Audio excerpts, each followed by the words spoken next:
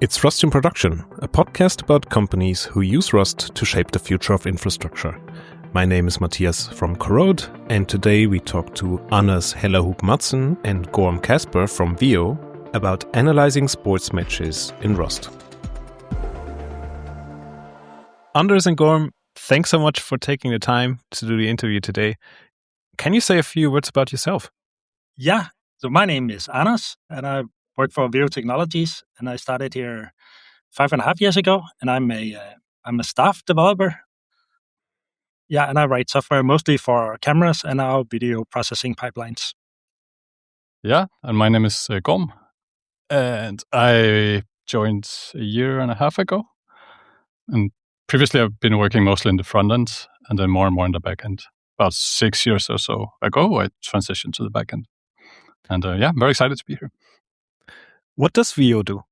Veo Technologies is a company that makes equipment for recording sports activities of all kinds. It started as mostly being for making cameras that record football matches, but now it's multiple different sports types and a lot of like tooling for coaches so they can help improve their players or teams. Most of it AI assisted, but there's a lot of like social services also where people can share recordings and highlights with each other. And what's the backstory behind that company? How did it get founded? The legend is that our CEO had a friend who missed his son scoring a goal in a football match, and then as our CEO was about to start a company, he wanted to know like what sort of company should I start and what should we do? And his friend said, if you could only make something that could record football matches so I could have seen my son's goal, then that would be perfect. And then that's what Veo does today. That's a pretty fun story. When you started, what was the company's technology stack like? When I started, there barely was tech stack.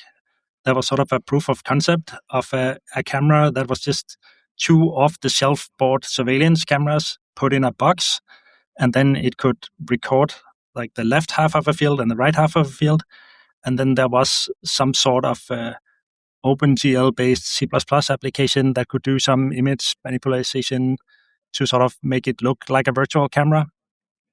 And the project I was hired to work on was to make the camera able to actually do all this image manipulation itself, like build a new camera that would be able to record and live stream a football match. And we could choose our software stack mostly ourselves because nothing really existed before. It was all proof of concept. And the first version was just a C++ application. Was it all in one box, or was there another PC somewhere that did the post-processing from the cameras?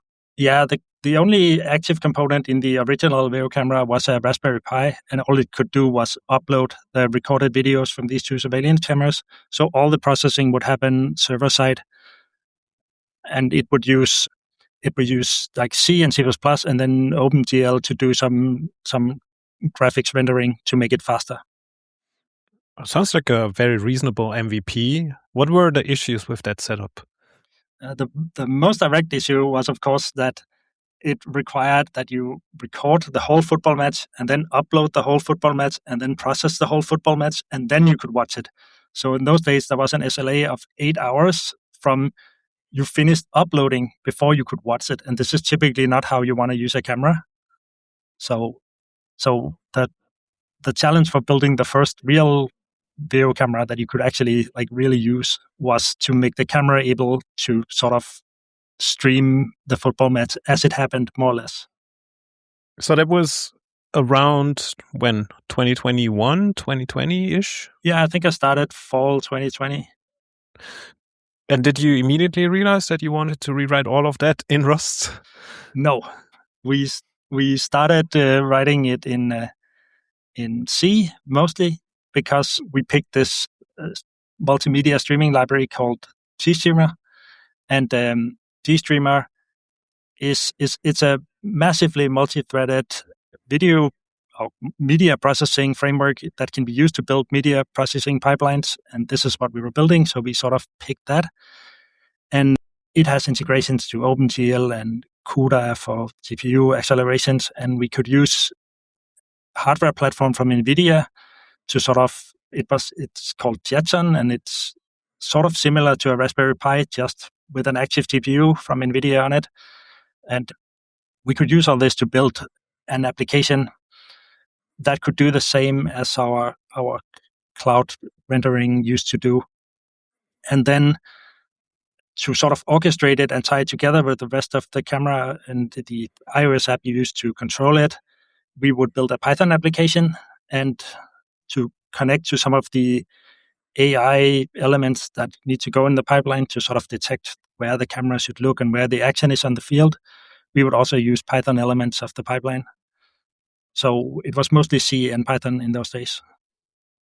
It's been a while since I used GStreamer, but I can still remember that I ran into some really nasty edge cases when building up larger pipelines. It was all sort of stringy typed, or maybe I was holding it wrong, but it felt horrific, to be honest, once it got above a certain number of lines of code. Was I the only one? No, not really.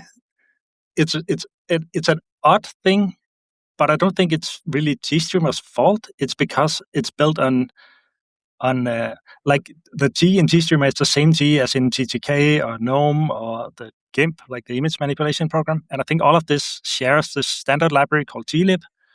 And glib comes with an sort of an object model that is meant for integration with dynamically typed languages. And this means that there's a lot of it feels like you're writing in a reflection plane all the time. So you're sort of writing C code, which barely has a type system, but then you have to, at runtime, adhere to these sort of types that aren't really types. They're just sort of C structs and conventions, and there's a lot of macros to make it fit together, and it can be very difficult. But that means you don't have to use GStreamer like I used it by just, writing out the pipeline on your shell. You can put that into a file. You can maybe use tooling to improve that workflow. What's it like to use GStreamer in production? It's fun, because GStreamer you can use it from the pipeline, from the command line, just to write out GStreamer pipelines. But you can, of course, also make the elements that go in the pipeline, and those are sort of like small mini libraries. And similar to how a browser would render an HTML tree, then the HTML is just like a list of strings, really tags. But there's an object model behind all that in the browser, like the DOM. Similar to that, there's an object model behind a GStreamer pipeline. So you can use queries, you can select elements, and you can run commands and send events to them and do stuff. And all this is what we used to do with the Python application, because you sort of have access to this object model. Even though it's written in C, you have access to it from other languages, because the whole glib thing is built for that. Why didn't you just use FFmpeg? Yeah, we get this question a lot, actually. It's because FFmpeg is very good at just running one command and doing that. But if you sort of need to hook in and do complex nodes in the processing pipeline, like run your own GPU kernels and image processing, and fork off some images and give them to AI elements, get responses out of the AI elements, and queue up other parts of the pipeline and merge all this together, then FFmpeg starts being easy. It stops being easy. And this is exactly what GStreamer is built for. This is where this whole concept of elements come into play. And GStreamer also has a processing advantage in that each of these elements can be in their own threads. So you can sort of have a very, very massively multi-threaded application that does a lot in the same time. And you can have each of these threads dispatch work off to GPUs and do this. And GStreamer helps you tie all of it together, and it gives you a lot of tools to sort of add probes to different places in the pipeline and monitor how the pipeline works. Walk us through your first year on the project. You open a code base, you do some refactoring, and you build some say in a version 2 of the entire pipeline, how was that process like, moving from what you saw when you started to a version that maybe you released a year after starting? We started from scratch, more or less.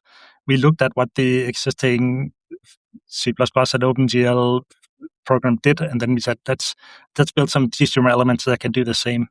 And then once we had a prototype that sort of worked, then we worked for a long time on this sort of embedded like operating system, trying to get the new environment to work so it could run the tooling we had.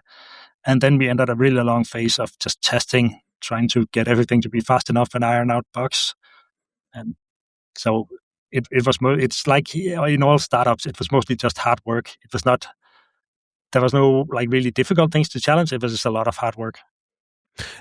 And the second version, or maybe the first version that you built, that was in Python then? Was the entire pipeline converted to Python, or? The orchestration of the pipeline, the bit that put the pipeline together, was converted to Python. But the actual elements, like the bits and pieces that the pipeline was made of, they were written in C, and CUDA for the GPU part. CUDA is NVIDIA's proprietary C++ version that can run on GPUs. And this is actually where we ran into performance problems, because GStreamer is so multi-threaded, and when we are orchestrating all of it in Python, Python is very strongly single-threaded. It has a global interpreter lock that makes sure that one thread and only one thread runs at a time, and none of GStreamer's bits and pieces were sort of built for that. So we constantly run into deadlocks, and we tried to solve it in C, and we tried to solve it in Python, and we kept on running into these things. And then eventually I just decided that since the whole idea of glib and GStreamer is that you can use it from any programming language, let's try and use it from a language that guarantees that there is no deadlocks. And then I picked Rust, because this was what I had heard about Rust at this time. And then I rewrote the Python parts of the GStreamer pipeline in Rust, and this was super successful. It fixed so many bugs and avoided so many pitfalls. And then we had Rust in production. So it was basically just like that. If you want to learn Rust on a deeper level and really get your hands dirty with challenging problems while having fun and seeing your progress at the same time, I recommend checking out CodeCrafters. I personally use it often to sharpen my skills and would recommend it to anyone who wants to become a better software engineer with Rust, or any other language for that matter. The challenges range from building your own shell to implementing Redis and SQLite, all the way to Kafka and DNS. This is perfect hands-on experience for backend engineers and systems programmers. And if you go to corrode.dev/codecrafters, you can try CodeCrafters for free today and get 40% off when you upgrade to a paid plan. Head over to corrode.dev/codecrafters or click on the link in the show notes to get started today. It's one thing to have heard about Rust, but it's another thing to bet the future of a company on top of it. But back in 2020, we already had decent GStreamer abstractions in Rust. I think Sebastian Dröge worked on that a lot. Did you build on top of his work? Yes. Sebastian Dröge is amazing, and he's I love his presentations and all the work he has done on GStreamer and the Rust bindings. And it was because I saw that these were there, and we could see how many exciting GStreamer plugins that were like being published open source. And we thought, why aren't we doing this? And then about the risk of putting Rust in production, at this point, the risk was more that we were a startup that were running out of money, and we kind of needed to have a product to sell. So we needed to get it working, and we couldn't get the Python stuff to work. So we just tried whatever we could, and when we tried Rust, it worked. And then there wasn't so much to talk about. It was just in production like that, because the important thing was that we had something that worked. Right around the time, Gorm, you used Rust as far as I remember, but in a different company. How was that like? Yeah, that's true, actually. It's the company. Anders and I didn't work we worked in the same company before, but not at the same time. But yeah, around 2020 also. We did the same thing. We said, okay, let's try and rewrite this in Rust. I was working in a company that was doing PDF stuff. We would try to analyze uploaded PDFs, and that code base was in OCaml, which is fine. It's a very nice language. I actually really like it. But we needed more people on the team. It was just me. We had taken over from some previous developers, and yeah, Anders is smiling. Yeah, I'm one of those previous developers. Yeah, yeah, and the code base was good. Like, it was great. The problem was I couldn't hire for it. I couldn't find anyone to work with me on this, and we were trying. And I hired some developers that was like, yeah, okay, let's try, and we would work on it, and it was just so difficult. And in the end, I said, okay, let's take 1 month and rewrite it in Rust, because I had taught myself Rust at the time. And I honestly thought, okay, this is going to be easier to teach Rust than teach OCaml to the one guy that I was working with. And so we ended up rewriting, I think it was around 20,000 lines in 3 months, and it just worked. So yeah, I was smiling before when you said, like, it just came into production just like that, and that was the same for us. So it was like, oh, it works. Okay, let's just use that then and go from there. The fact that Rust is a descendant of OCaml might have helped here. For sure, yeah. Were you able to mechanically convert OCaml to Rust, or did you have to change the semantics? Did you have to change the logic?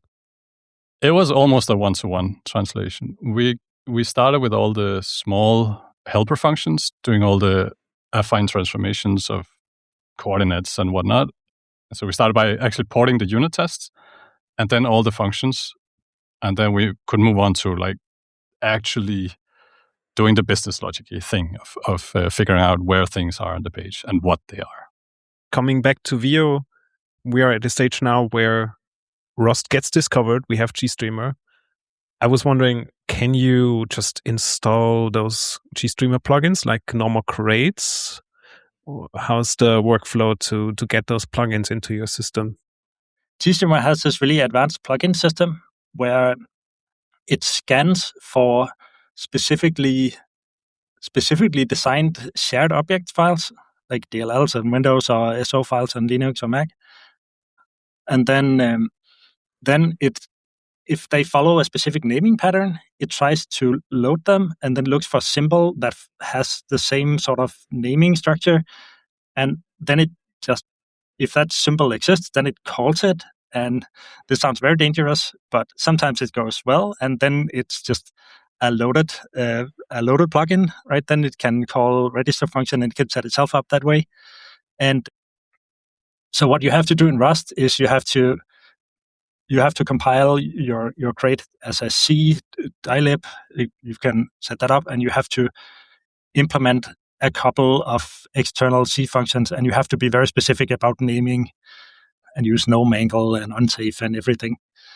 But once you sort of have hooked in and get loaded by the plugin system, then you can sort of stay in safe Rust for the whole thing, and all the calls into core GStreamer, which is C, of course, and other things is managed by the amazing Rust bindings to GStreamer.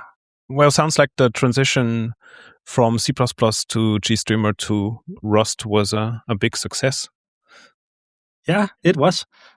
So we finished the camera, and it started to sell, and the company started to grow, and we were hiring plenty of people, and we started working on our backend systems and improving them. And my role in this was mostly to work on porting the pipeline we had now built for the camera, so it could run in cloud instead of the old C++ OpenGL application. But the rest of the company was mostly focused on our Django application, our Python and JavaScript backends, on front ends that users use to manage all the videos and see the videos and make highlights and edit videos and send things to each other. And as we grew, we wanted to hire more people. And this is when we hired Gorm, initially for my team, I think. Yeah, it was for your team, actually. I had come all the way from the front end a long time ago and working in, at that previous company, right, in OCaml and a bunch of other languages. And so I always wanted to go like deeper and deeper into the stack. So I wanted to join to see what it's like to work in like next to C and with C, and just how low in the stack can I go. So I joined around that time, and then we decided to build like more of the backend, like more of Veo in Rust. And so now I'm on a different team. Yeah, building out a new product with the whole team in Rust. But you got hired as a Rust developer. Yeah, definitely. I did, yeah. I almost want to say I decidedly did not want to work in Python. I can see that you have some horror stories to tell from the trenches. Yeah. I mean, some battle scars. Don't we all? Yeah. How many Rust developers were working at Veo back in the day when you joined? Was it just Anders? Yeah, I think so. So at the time, some of the people who write the firmware for a camera, they had also started doing some of the microcontroller stuff in Rust. So there were maybe a handful of Rust developers, but spread over different teams. And it was also split, right? Like it was some C and some Rust. It wasn't like, oh, I only do Rust. It was just like, oh, let's do this part in Rust and this other thing is in C or whatever. Yeah. Mm-hmm. Did you have any connection points with the embedded team that also worked with Rust? Did you share any learnings or share any code? Yeah, I mean, we do have on Slack, we have a Rust channel, and people, at least in the beginning, or teams could ask for reviews, and often I would jump on them just to provide some feedback. And so sometimes I would end up helping actually write stuff also. But what are the types of things that you pointed out most often when you reviewed the code? Any patterns that you found that they commonly use? It depends on what language they come from, right? Like you tend to write code in the style of the language that you know best. But for C in particular, it's just having the whole type system and being very strict about what data is where and what type it is. Yeah, and using enum effectively. Enums, I should say. To me, it almost feels like people are afraid to use those high-level abstractions because they are afraid they would make the program slower or bigger. Or maybe they need to kind of lean more into the type system. I would agree with that. I think there's also a case of when you program in C, you're so close to the metal. It's so low level or it's so raw that you know exactly what bytes am I writing out? Like what does it exactly look like? But like, what does an option of a float? What does that look like? You don't really know, right? Like it's at least when you're C programmer, you don't know what that looks like. You don't, So I think that's that part also, like the uncertainty of like letting go. Like, is this actually what I think it is? Is it fast enough? How do I know these things? I think there's a big aspect of that as well. No, I mean, how do you learn those memory models? How do you learn how it really looks like in memory? Or is there any tooling or documentation? The Rustonomicon comes to mind, for example. I learned mostly by failing. So most of the time, it doesn't matter what sort of memory model something is, even when you're working in like lower level stuff, because it uses 1 byte more or less. What really cares? But sometimes it matters. And typically when you're crossing boundaries between languages like FFI, and then something fails horribly, crashes, and then you have to figure out why did this happen, and then you learn what the difference between a pointer to some object and a pointer to trade object, how they're different, and what a fat pointer is, and you learn all these difficult things. You sort of learn them by just having to learn them when it doesn't work. That's at least what I did.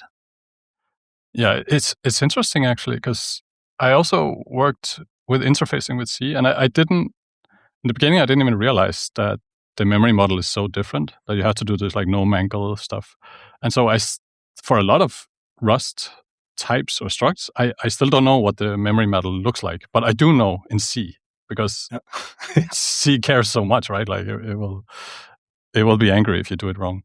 Did anyone come from C++ learning Rust? Yeah, in the team I'm in, I work with colleagues that come from C++.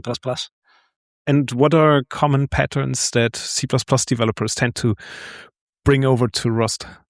So one pattern is a little bit of reluctance, maybe, to pick up Rust. It's maybe a subjective thing. I don't know, but it feels to me like people who come from Python and JavaScript, the functional programming languages, they tend to see more of the immediate benefits of Rust. But C++ programmers, they come from, but the lifetime and reference, that's just smart pointers, and we have that already. And it's like, they can see it's a more convenient way and it's a more modern way to do stuff, but it's also a lot of new things that they already have in C++. So it's my impression that people from C++ is a little bit less excited over Rust than people coming from other languages. But this is maybe just my maybe that's just my perception of what C++ developers feel when they come to Rust. I don't know. No, I agree, because I also see that in workshops at times when they say, we have smart pointers at home. Yes. And we have an ad hoc makeshift version of the borrow checker. And Rust is just a C++ dialect with extra steps. And you have this almost hubris initially where people say, oh, yeah, this is just bad programmers making these mistakes. Typically where you get them is when you do some refactoring and then you realize, well, okay, now this error gets exposed and it wouldn't happen in Rust. And also what I do in workshops also is sometimes using them as allies to explain lower level concepts, because this is still very helpful information and people coming from higher level languages don't know. So this is where C++ developers feel strong or confident, and maybe bringing them in like this is helpful, and then showing them 2-3 tricks that would be totally doable in C++, but just much harder. My impression of C++ is also that it's a hard language. It's very hard. So I have a lot of respect for people who are very good at C++, and I get maybe why, when you spend so much time getting very good at something so difficult, then maybe you're more reluctant to pick up something that claims to solve all the problems with what you have. But that also mirrors what I've seen. Like that, if there isn't like an immediate or a very clear benefit, then why bother, right? Why bother? Like, so it really has to not just be just as good or slightly better. It has to be much better, like much better. Yeah. In our like video processing code, we also that's also a little bit of an uphill battle because it is already C++. So porting it to Rust is, let's take something that is written and write it again in another programming language, just because that's a hard sell. And then we are using NVIDIA GPUs, both in our cameras and in our cloud processing, like we use AWS instances. And NVIDIA has their own sort of C++ dialect for writing code that can run on GPUs. And it is convenient that you write the GPU code and the sort of host side code in the same programming language. And you're also losing that convenience when you switch to Rust. So it is sort of a double hard sell. But on the other hand, then you get all these nice integrations with GStreamer, which is a super nice thing. So it's a little bit, you have to pay something to get something else back. And then, of course, we are then sneaking in a much better programming language on the side, and then everyone will eventually be super happy. Will you keep some of the code in C++? Now we do keep the the stuff that runs on the GPU and the code that immediately surrounds it, like the lowest levels of that part of the stack in C++.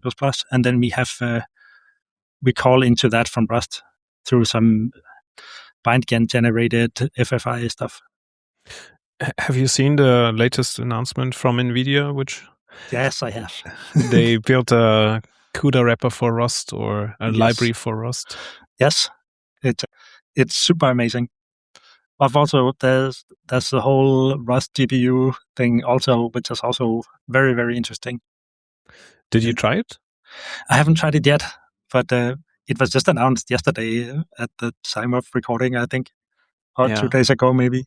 But it's very interesting because NVIDIA has so far, like, I don't think they ever made it possible to write GPU code in a different language than C++.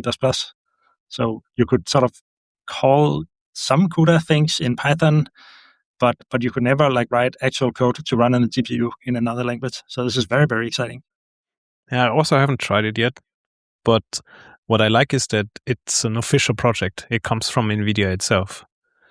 That means you have corporate backing for Rust now, which is a major step. Maybe you can use that in the future to replace some of the C++ code, or maybe at least the glue code between Rust and CUDA. Yeah. Or Rust and the GPU, which is CUDA. Yeah. Would it translate to CUDA code, or would it run other native code on the graphics card? So I think that CUDA that's the part that runs on the graphics card, and this is typically compiled to an intermediate representation called PTX. And then there's some functions that sort of do the thing about uploading the code to the graphics card and telling it what to do, like copy memory from here to there and the stuff. And all these functions are sort of just a C library or C++ library, really. So you can call into that from Rust with normal language bindings, like FFI bindings. And that has always been great to do that. The new thing is that you can now write Rust code that compiles to PTX, which is, I think, is super interesting. And especially interesting because there has been open source projects before that tried to make compilers for other languages that compile to PTX, and NVIDIA has been actively like trying to close them down, like even like threatening with lawsuits, and now they are like officially promoting Rust version, that Rust thing that can compile to PTX. I think that is very exciting. Okay, we went on a deep end, pretty low level. And of course, you can use Rust on the other side as well to use it for quote unquote high level code. I don't really like that term, but what I mean is the backend side of things. How does Vio use Rust on the backend?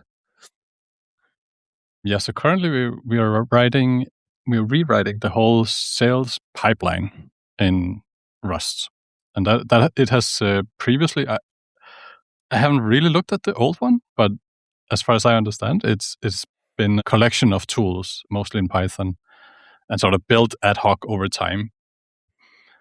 And I don't want to say barely holding it together, but like, you know how these tools go, right? Like it was time for a rewrite. And so we decided to do it in Rust.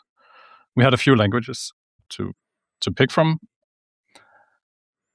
But yeah, we decided on Rust, and then I transitioned into that team to lay the foundations that we could build on top of, as well as get the team up to speed on Rust, so they can develop quickly enough, let's say.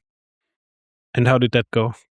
I think it went very well. We started about a year ago, and in the beginning, the team had started up just before me, like without me.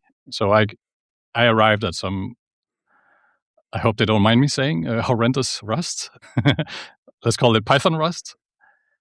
And they didn't really have a SDK. So the whole thing is built using Temporal, and Temporal doesn't have an SDK, or it didn't have an SDK. They do now. They just released an alpha version, but at the time they didn't. So they just sort of built their own thing to work with Temporal, and it was all not very good, not very idiomatic Rust, let's say, right? I mean, nothing wrong with the code, like nothing wrong with the nothing wrong with the code, I guess, but not good Rust. What makes you say that?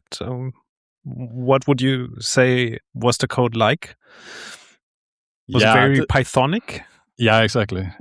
And one of the things that I realized, and same for the previous company, was that we should take people from Python to Rust. You don't have to, unlike with C and C++, you don't have to sell Rust, because there is what is that company? Astral or something that does UV and these things. So Rust is already like proven, like it's there and it's good. And the only problem with Rust is that it's hard to learn. So I don't have to sell it. I just have to teach Rust essentially.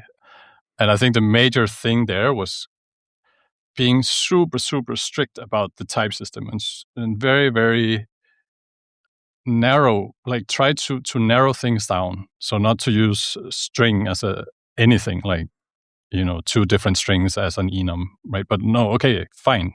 The string can only be one of these 2. Let's make an enum. Like, let's tighten it down so we know what's going on. And then a bunch of just basic things like not knowing how to use SERDI.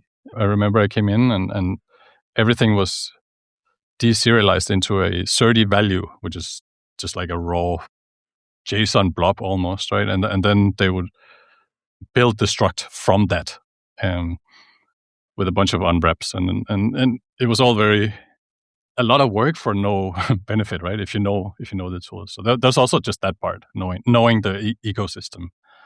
I find this kind of work hard to do because you have a working backend and you tell people, no, you need to start introducing those stronger types.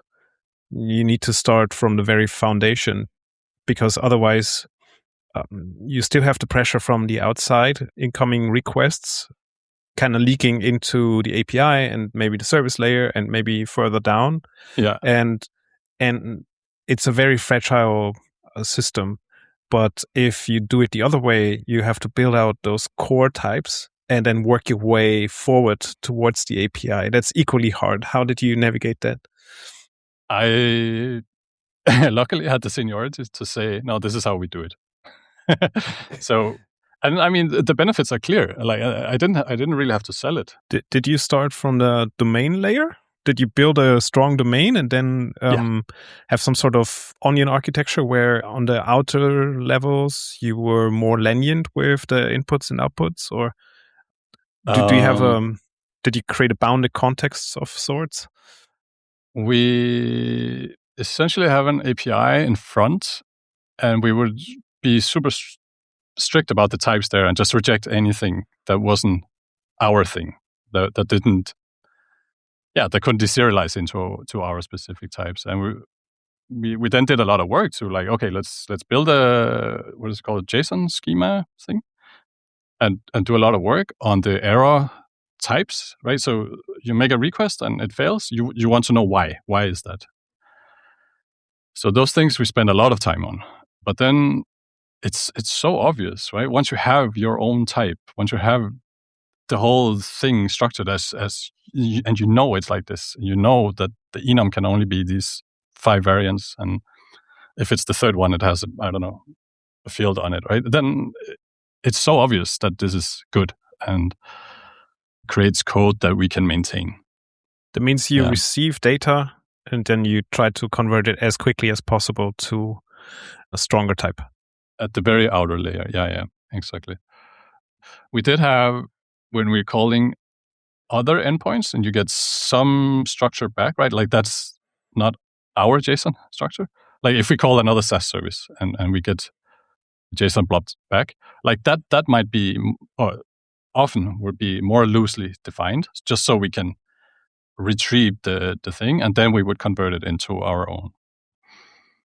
And that's in part because we would take the opportunity there to validate a lot of assumptions about the data. Yeah, maybe like, oh, you can only have one subscription, or you can only have, if you have this add-on, you cannot have this other thing, or so there's a lot of like validation, essentially, parsing and validation of the data in that we store in other services. When you store it and you retrieve it back, do you do similar conversion from a raw type that you stored to a stronger type in your service? Or do you trust the database to return the right thing? We don't actually have a database. We work with other vendors, I guess, like other companies that takes care of all the, having an account and a subscription and the payment and all these things. But it's also loosely defined in there that we have our own assumptions about what does Veo want here. So there are whole things that we don't use, right? So when we then fetch data from them, we make sure that these things are not present. Do you convert them to a different type, or do you use one type from the API? No. Each request and response has its own type. I like that. Sometimes call it the pushback pattern, where you try to push back as much invalid state as you can on the boundary to sort of build a safe space that you can work with. Exactly. Yeah. Do you use a lot of try-froms to do the conversion, or is it mostly SERDI? What's the serialization logic looking like? It is so much SERDI with a lot of our own deserializers instead of the derived one. I want to say maybe 80% is just derived serialized. But then sometimes we do want to make sure that let's say a specific ID conforms to a certain structure. So in that case, we would make our own deserializer. How much of that code is async? All the requests like we use. Is it request? Yeah, it's request, and that's async code. Like the whole thing is async. Of course, the deserializers are not async, but everything else is async, and we embrace that, right? Because I think that's what everybody does with servers, essentially. Like handling incoming requests, async is amazing for that. It is what most people do. One could make the argument that you could go into structured concurrency on the other side to kind of have a boundary between sync and async. So distributing work across channels, but it very much depends on the nature of the work. Yeah. And in particular, the temporal, like our code is very structured around the temporal workflows. And a workflow is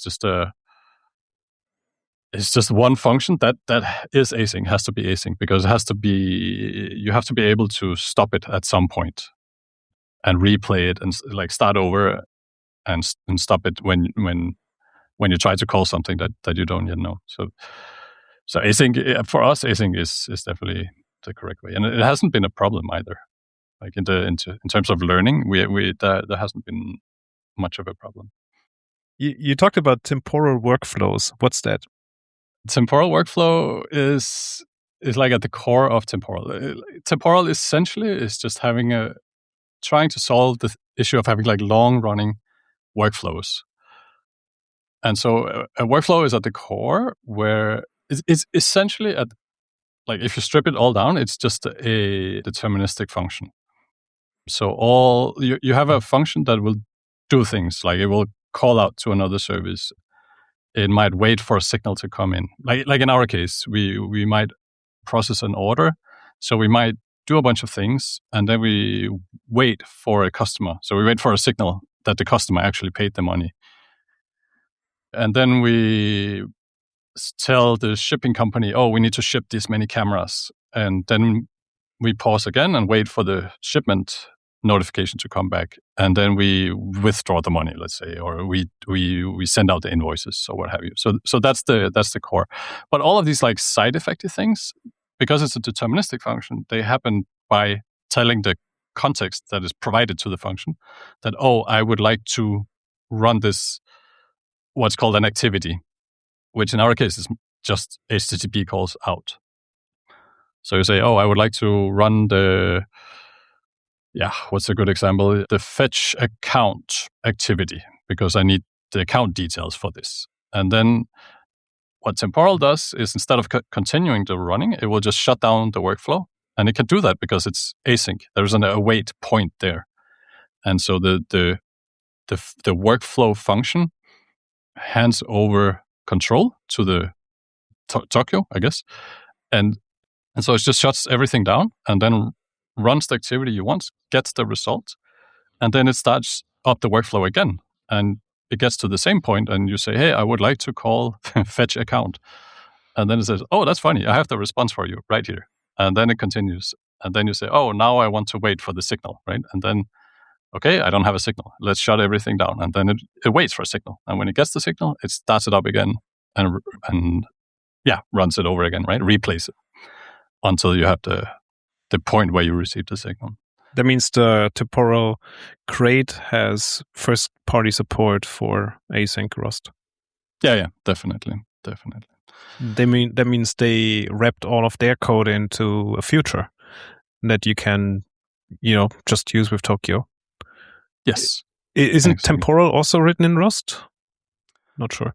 No, I think it's Go actually on their backend. And when we started this project, there wasn't really an SDK. They had some code that was, I think it was for internal use. I'm not sure, but it's open source because that's how they roll, which is nice. And so I took that and built an SDK for us. So it wasn't like fully featured SDK. It was an SDK that of the things that we needed, right? But so one thing I noticed is it's actually what we're doing, like both of us, what we initially picked Rust for, right? For the temporal thing and what we use for GStreamer, that is like the core of Python's domain. Because what Python is really for is for linking things made in other languages and other things together. Like Python is super good at that. You make the hardware performance things part in C or C++ or whatever, and then you just have an interface that you use from Python. And this is exactly like where you would expect to use Python. That's exactly where we've chosen to use Rust. So in GStreamer, we basically do the setting up of the pipelines and running and all the orchestration of a pipeline that you were sort of supposed to do in a language like Python. We do that in Rust. And it seems like also in temporal, the idea was that you should sort of use Python or maybe even JavaScript or Ruby to sort of orchestrate the flows, but you use Rust to do it. And I think it's very interesting that Rust can sort of slot in to something that is really where people would like, where Python is just traditionally the right choice. And now Rust is not just a different choice, it's also a choice that feels better once you start using it. It feels like a stronger and more mature modern choice.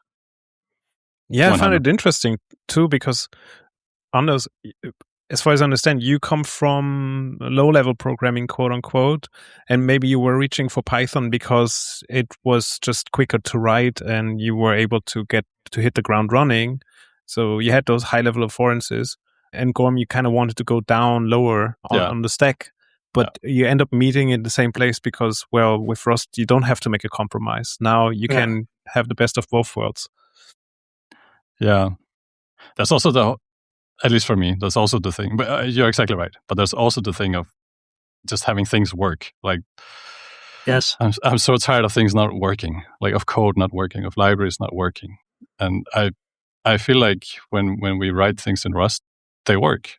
That's what I see. I mean, not 100% of the time, but they work. Like to a much, much larger degree than when I write something in Python or JavaScript or whatever. Because like you'll write the initial version in Python maybe and everything's great and you make it, but you're going to run into all the issues at some point, right? At some point you run into the global interpreter lock or there's just no way around that. So you might as well face them up front. It's not only just a global interpreter lock. What I find frustrating working with larger Python code bases is that there's easy escape hatches for all the type safety. You don't, if you're not strict enough, you can always sidestep the interpreter and do weird things. And then everyone in the team has to suffer. And that's frustrating because you look at a piece of code In isolation, it looks fine, but you never know how it can catch you. There might be weird things, spooky action in the distance, given that Python is such a dynamic language. Yeah, and it's hard to lock down the interface, right? Like in particular in Python, where everything is open. Like anyone at any point can always go in and call the function that you were trying to hide in some file deeply nested somewhere. But yeah, you don't know, and so suddenly you're not sure that you can change it. Yeah, it is. It is like the nicest feature of Rust, I think, that it just works. I think I have professional experience with, I don't know, a lot of different programming languages. I've worked with like the Microsoft stuff like C#, and I've worked with C and C++ and TypeScript, and I've even worked with Perl, and of course, obviously, with Python a lot.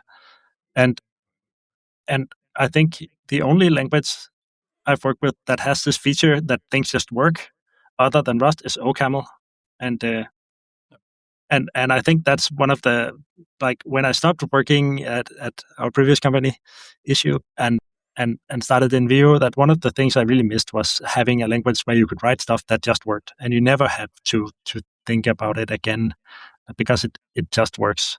Like, why was OCaml not that language that became so successful? I think the syntax is too esoteric. I think if it had a less esoteric syntax, then it would have become that language. And they tried that. There's this other thing, the other OCaml. I don't even know what it's called now.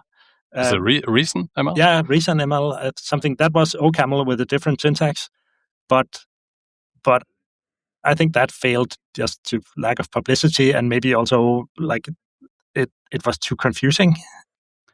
I 100% agree on just how, like, ML in general is hard to read if you're not used to it. Yeah. And at least when I was trying to work with my other developer back then, trying to teach OCaml, just something like the currying is so elegant, and it's so nice, and it's so confusing when you have 6 parameters, and it's like you think you have a value, but you just have a function that, okay, and then later, then it's really difficult to find your way when you're not used to reading ML. Yeah, also something like so Rust have generics, which it can be hard to understand, but at least most other popular programming languages has a feature that's similar to it somehow. So most developers would come to this knowing what it is. But OCaml has something like generally applicable modules that is very, very different, but sort of solve the same purpose, and no one would ever, like, it takes a lot of tries before you even understand what the feature is for and how it can be used and how to read it and understand it. And I think this is like, Rust is just, even if it's different in some ways, like, I don't know if any other languages have a borrow checker, you can come to it and you can always find something that you think you know, like the syntax it looks like C or C# or something, and generics, the way it trades look like interfaces in Java, and it looks familiar, and you just need to know, sort of learn what the differences are. Is there a risk that Rust will become too complicated? Of course. There already is. Yeah, there is. But honestly, I felt a bit worried 2-3 years ago about exactly that. But I also feel like when I read the updates, like the changelog for the new versions, there's nothing crazy going on, right? Like, it's just, even when async came out, it just felt like, or was it async traits when that came? It was such a big feature, but it was just like, oh, I don't need to use that async trait crate anymore. Great, it just works. Like, it wasn't a big deal. So, but it still comes up all the time in discussions, especially about async, right? That there are all these things that are not immediately obvious why you can and cannot do. If you have experience with async from, say, TypeScript or C# or something, where it looks similar, but because they have garbage collection languages, there's a lot of things you can do in those languages with async that you cannot in Rust. And that can be hard for people to understand. And I think this is why it comes up so often, that async is like, do you need async, or is it better to not use async? I think that's because there's some complexity in it that is not immediately obvious. Part of the complexity of async that I see in workshops is that it's a weird split between stuff that is in the standard library and supported by the compiler itself and stuff that is outside of the standard library and is sort of wrapped into a library. That's its biggest benefit and its biggest threat, because the standard library documentation is amazing. It's not always the case that all of the edge cases of async are documented well, and people run into weird compatibility issues. But that has gotten much better in the last couple of years. Back in the day when we had async STD and Tokyo, that was a bigger problem. Nowadays, it's mostly about standardizing the core concepts. It also depends on what you're building, right? Like how complex your async code is, right? One thing is to write a HTTP server and trying to get async handlers working and all of that. Another thing is to write the handlers, like just an async handler. And I think, I mean, at least coming from the front end and coming from a more high level, it's fine. If you want to do a async handler, at least for us, that hasn't been the complexity. Then I would say the borrow checker is much worse in that way. From a teaching perspective, people get scary looking errors that are hard to explain when suddenly the compiler asks you to add send and sync bounds, or you need to pin certain things for the compiler to be happy. And that's still a bit of a leaky abstraction. Yeah, that's a good way to put it. But I agree that if you use it just to get the job done, it's amazing. You don't have to deal with any of that complexity unless you work in the trenches or unless you make a mistake and don't understand the error message, and then you can backtrack. But you have to learn the methodology behind it in order to backtrack. Yeah. Yeah, no, I actually agree 100%. Now we worked on this project for a year. And so far, I don't think any of the other guys have seen pinning, for instance, or had any of these like horrendous error messages that you can't really wrap your head around. But I, on the other hand, have, because I built the SDK that we were working in. So I definitely did run into all these. And it's difficult, right? Like, it helped that I had to build sort of the same thing in my previous company. But it also helped, honestly, to have a AI, you can copy paste your error message and spend an hour trying to like dig into and ask questions about what does this mean and what does that mean? And eventually you learn it. Like, it's okay. So, but yeah, I think there's a discrepancy between, I don't know if it's a discrepancy, but like there's a difference between, using async and building for async, essentially. And the story is much better for using it than for building it for it. Still. Where do you strike the balance between pragmatism and idiomatic Rust? So for us, we did a lot of work around, also because we wanted the API boundary to be really nice, right? The stuff that we return to the front end, because that's a different team and we want to have good communication there, because otherwise they just call us all the time and ask, right? So it's better to have it documented up front and being obvious about it. So we actually started eliminating options. And my favorite example there is that for a subscription, it may or may not have an end date. It may or may not end at some point. If it doesn't end, it like auto renews. And so instead of having that, we said, okay, let's put a field called renews, which has an enum that just says, it's called renews, and then it says yes as one variant or no with an end date as the second variant.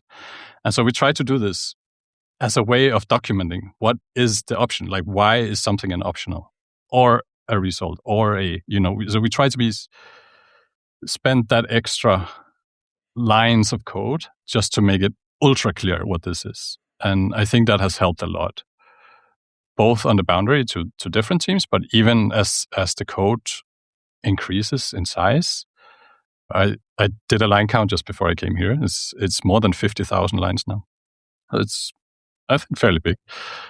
So even for ourselves, it's quite nice to have this like an enum instead of just an option. So when we use enums instead of options, it also eliminates the problem of when you do a function call and you see none, none, none, none, or true, true, true, true, or string, string, string. And that's also a very good reason for doing these new types, which we also do a lot. Because we have tons and tons of IDs and numbers, right? Order number, subscription number, account number. And again, subscription numbers, IDs, like there's just so many small bits that are really just a string, but to us have meaning and should not be confused, because if you try to look up an account by the subscription ID, you're not going to find an account. And so we do new types a lot. And it's a thing where we like periods in programming, right? Where you're like, okay, everything must be a new type. And then we do everything as new type. And then we fall off a bit because, we need to deliver. It's like everything's a string suddenly. And then, wait, no, let's make this a new type and this one. And then, okay, let's continue. So we use the type system a lot like that. And because we do so many small IDs, right? They're rarely more than rarely is larger than a UUID, right? Usually just like at most 10 characters. Because of that, we also are very, very liberal with cloning. Like in the beginning, I was very I wanted us to not have so many clones. But then I think one day I was just like, no, it doesn't matter. Like it actually doesn't matter. Let's focus on something else. Let's focus on the type safety instead, for instance. Anders, where do you draw the line between pragmatism and idiomatic code? Probably draw it lower than Gorm. Yeah. But this is also because it's sometimes you have the C code to look at what it was before, and then it looks so nice just that it is now Rust and it has proper types. So we also use a lot of cloning, but this is because almost everything in our environment is a smart pointer, and they are cheap to clone. Pragmatism comes in when you have a deadline. As I said in the beginning, when we initially introduced Rust, we were sort of on a deadline. We had a product that needed to be finished, and we just needed it to work. And when it worked, then we shipped it, and then the code was in the state it was. And then when you add new code to it, you can sort of look at what the old code was, and maybe you don't raise the bar always as high as we maybe should. So there's a lot more none in our code. It's also, I think, a lot of our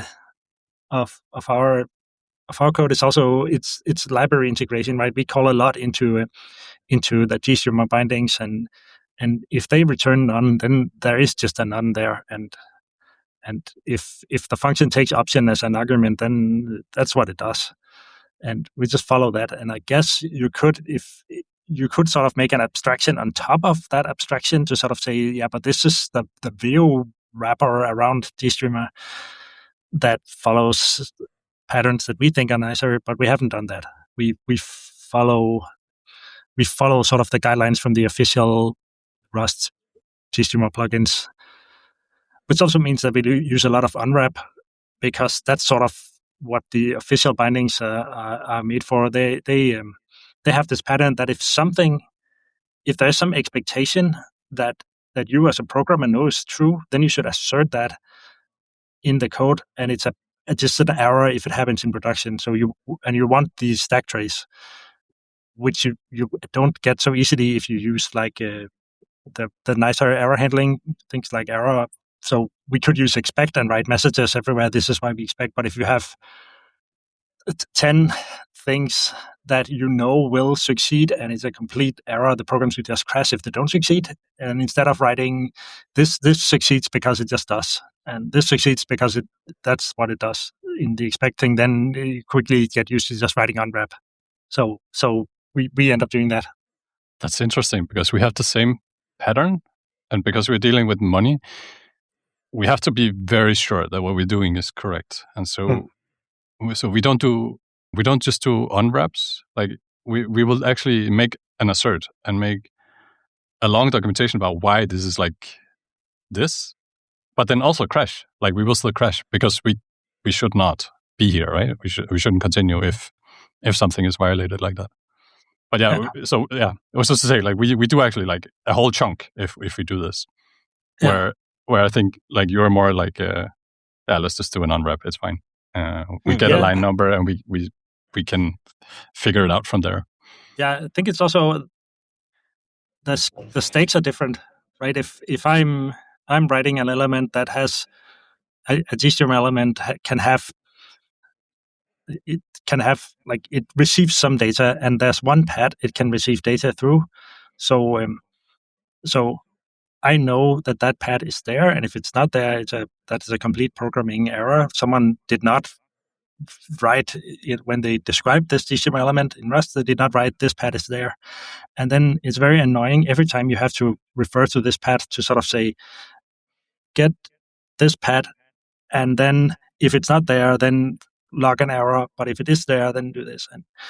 And there's just so many of these functions that is in the GStream API that is by necessity they can do a lot of different things, but in the scope of a specific GStream element, they will always only return like one thing.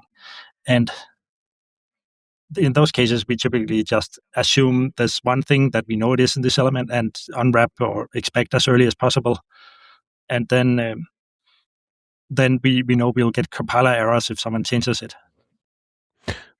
Sounds like there's a need for a higher level GStreamer API on top of the low level one, which enforces those invariants.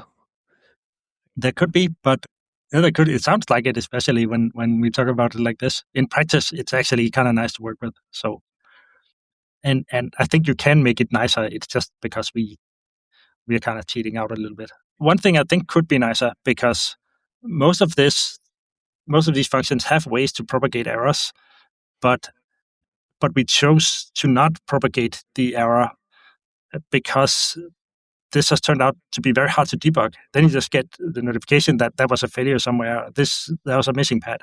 And what you actually, as a developer, want is, here's a stack trace. It failed right here because there was supposed to be a pad and there was not.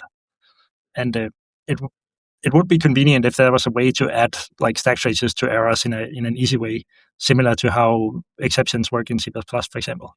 So you still fail early and you still push back, but you say it's okay to unwrap. I agree with that in part, because the only thing that's worse than no abstraction is to have the wrong abstraction. If you build up a library that is just not great to use or doesn't cover all your use cases or it's just leaky, then it's not helping either. Sometimes the pragmatic approach is the best. In our case, it's not so much that it's pragmatic. It's more of a, like for us, it's not shorter to return an error. Like, because a workflow can return an error, right? It can error out. That's a very valid thing. For us, it's a way of documenting to the next developer and to ensuring that documenting the invariant and making sure that it holds. And so for us at least, we only do it if it's a program error, for sure. Like it's never like, oh, I couldn't find that account, or I couldn't, do something. It's only if we have something that should hold true. An assertion. Yeah. An assertion, essentially. Yeah, exactly. No. If it's not that, we use just your normal result type everywhere. Where can people learn more about Veo? They can learn more from our website, like veo.com. And then on the website, there's a career path, and they can look for jobs. We're hiring Rust candidates also. So that would be awesome. Then people can come here and learn more about Rust. What's your message to the Rust community? Keep making awesome things. Like this weekend, I was thinking about text adventures, which is from the early 80s and 90s. And I knew there exist like virtual machines for writing text adventures with esoteric programming languages that are really good for text. And it turns out that there exists a framework called Bedquilt, which ties into Wasm compilers and all sorts of wackiness that allows you to write Rust code that compiles to these text adventure virtual machines. something called GLOS. And it's just amazing. I was just so impressed that this exists. And now we've been talking about like high-level temporal workflow things and low-level GStreamer pipelines, and we also briefly mentioned like you could write Rust in the GPU and just keep more of that. Like everyone, if you have something strange, to make Rust for it. Okay, and for me, I was thinking about it this morning, and I remembered when I came from TypeScript, and actually the first backend language I was learning was Go, and I like Go. I like it a lot. I like the community. I don't want to say anything bad about them. But there was this specific thing, that I don't know if to call it a motto or whatever, but this don't communicate by sharing memory, share memory by communicating. And at the time, I just didn't get it. Like, I didn't understand what that meant, in particular because TypeScript, you don't have parallel computing. Like, so it's there's only concurrency, and it doesn't mean as much when you come from TypeScript. And I just nodded along, and I felt like, wow, what are we talking about? I don't understand. I am not smart enough. And then I came to Rust, and I was reading the Rust book, and it just goes into such detail about particularly that sentence, like what is communicating by sharing memory, and then later, what is sharing memory by communicating? Like, what does that mean? Exemplified with like channels and a mutex, I think it is. And so this thing of being kind, like, that's how I think of it. Being like going to the level where the reader is, and the person trying to learn this new, quite difficult language is such a strength in the community. And yeah, I hope we keep that, and the more of that, yes, please. That was amazing. Anders and Gorm, thanks so much for taking the time to do the interview today. Thanks for having us. Yeah, thank you very much. Rust in Production is a podcast by Corrode. It is hosted by me, Matthias Endler, and produced by Simon Brüggen. For show notes, transcripts, and to learn more about how we can help your company make the most of Rust, visit corrode.dev. Thanks for listening to Rust in Production.